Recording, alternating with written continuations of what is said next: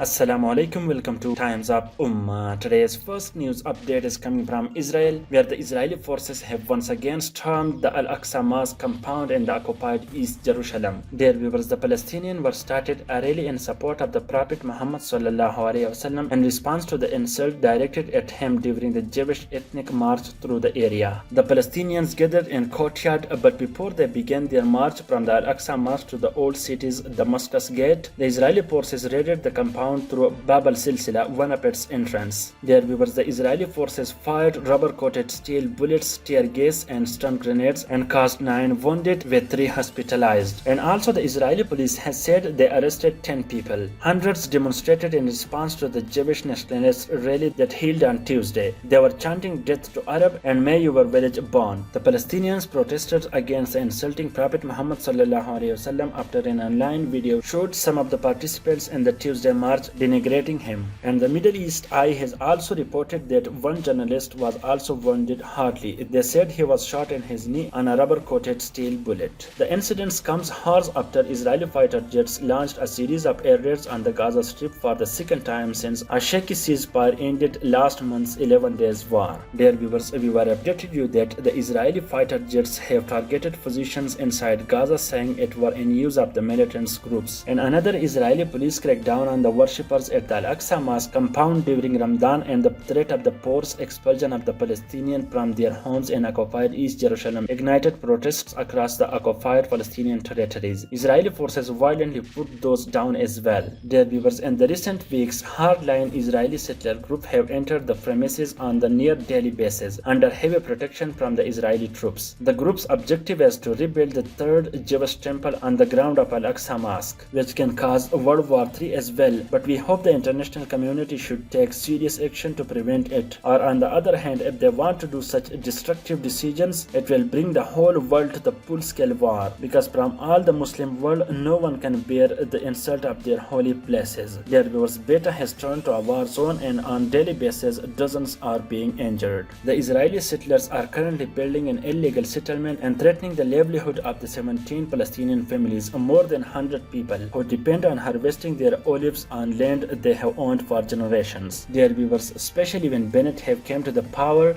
experts saying it will cripple the life in Palestine.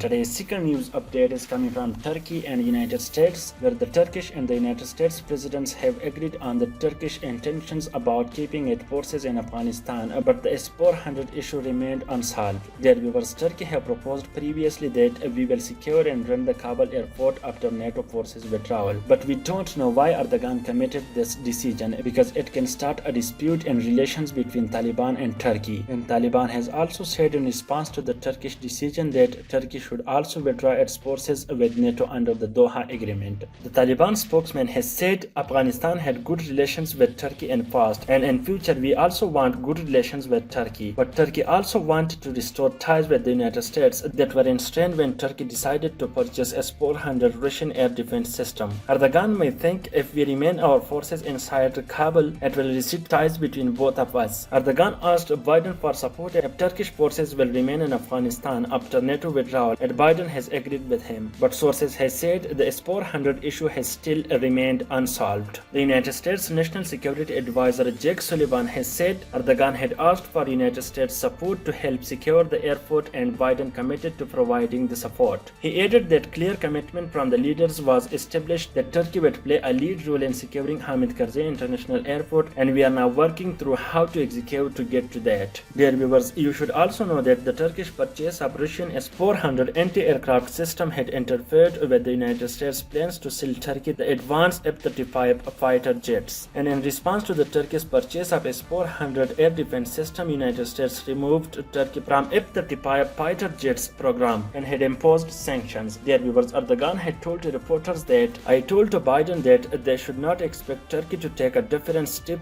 on F-35 and S-400 issue, because we did what we had to do. Because we did what we had for the F-35s and gave the necessary money. He added, "We must monitor developments closely. We will be following up on all our rights." Dear viewers, I could say that if Turkey fails to pull out its troops from Afghanistan, it will erupt violence in the country and Taliban will compel to attack them. And here I also tell you that since Turkey deployed its forces in Afghanistan, Taliban had not attacked them. They consider Turks as its brothers. And now the situation is different and Taliban knows that allowing Turkish forces means that the presence of NATO. Sullivan has said, "Obviously, we take seriously the concern that Taliban or other elements in Afghanistan will attack the Western or international presence. We don't believe that the Taliban has said publicly should or will deter the efforts underway right now to establish the security presence. But this is really a tough time for Turkey on every aspect, and that was a good luck of Turkey that Donald Trump had not imposed harsh sanctions, but Biden has changed. He has also recognized the mass killing of Armenians during the World War I as genocide, and Biden has also stepped up criticism of Turkey's human rights record." Sullivan also said that they discussed that there was not resolution of the issue. There was a commitment to continue the dialogue on the S-400, and the two teams will be following up on that coming out of the meeting. Dear viewers, now we hope Turkey will reverse its decision and it will not create this dispute, because we have a lot of expectations from both sides, the Taliban and Turkey, and it can deteriorate their relations. And the new reports also saying that if they did it, the Taliban will compel to action against them, because the Hamid Karzai report is too important for Taliban, because Taliban can control the whole country from there, and they will do everything to take Kabul airport. Dear viewers, as of now, there is a full-scale war in over a dozen provinces in Afghanistan, and Taliban continuously conquering the districts, and a new report saying that Taliban have took control of 3 districts in the past 24 hours.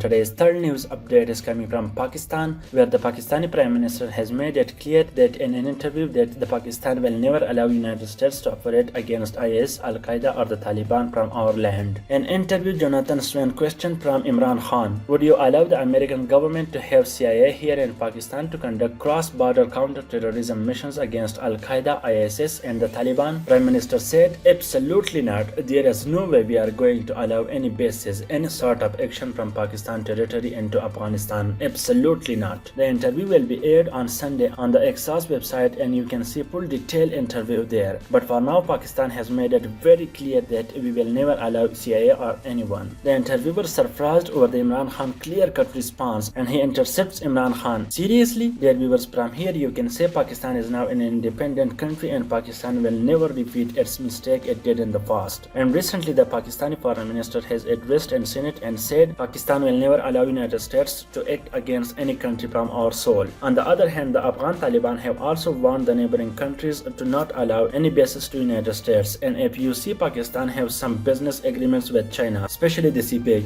and China will never want those terrorists in Pakistan, because they will start terrorism in Pakistan and will disturb CPEC. But one thing that is unclear, if United States seriously wants to flee from Afghanistan, why it want to stay in Pakistan? Would it want to counter China from here, and it will start brutal terrorism once again across the Pakistan, as they did in the past? Viewers, Pakistan now knows that it will be the unforgivable mistake of the Pakistan to allow United States to use Pakistan's territory against Taliban. And also you know that the Taliban are the next rulers of the Afghanistan. Dear viewers, if you want to watch top news from the whole world, please subscribe Times of Ummah.